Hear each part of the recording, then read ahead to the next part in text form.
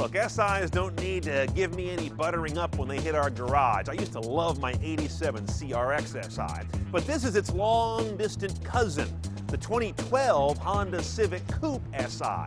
Let's see if the DNA made it all the way down the family tree and check out this 2012 while we check the tech.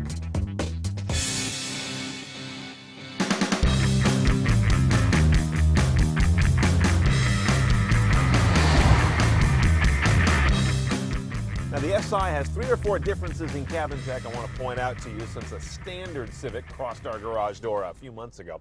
First of all, you see that iMid display, they call it there. That's like a 4-inch LCD. It's kind of cool. This information button runs it. You have one additional screen, though, in an SI, and that's this dubiously useful power monitor. Shows how much, I guess, horsepower you're using.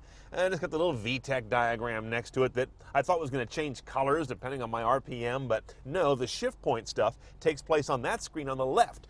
You've got yellow lights that come on as you approach redline, and then the last 2 are red. They kick in from 5,200 to 7,000 RPM, kind of a graduated shift light.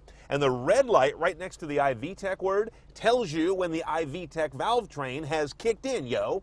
Other iMid screens include one where you can put up a wallpaper. It would be the black one there. I don't do that nonsense. You got a clock with date, your media screen, and a fuel economy screen. Now to the head unit, mildly revised, same crappy map that Honda's been hobbling their cars with for ages, but you do have some nice media choices now, including the ability to do Bluetooth streaming, and when you do so, at least on my Droid, I'm getting nice Metatag information to flow through, and pretty good transport control. The rest of your choices include AM, FM, but no HD radio. You've got satellite radio. Down here is an aux, and then here in the cabin, in the console, little pigtail for USB or iPod.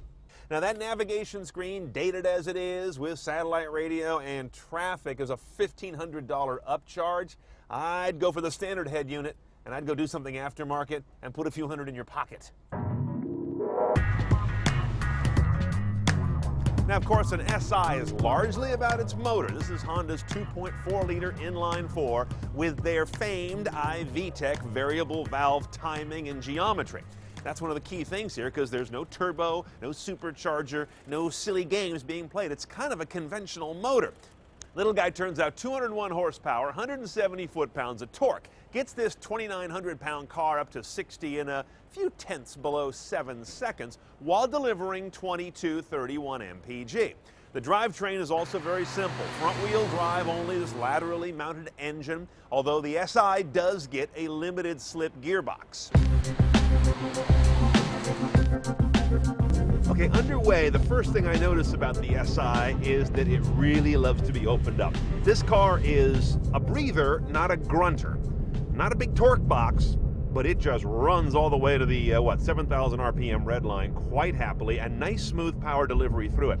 They've bumped up the actual amount of power and torque on this car a little bit from the last generation, but it still tends to be a little boggy below 4 grand. It's a rever.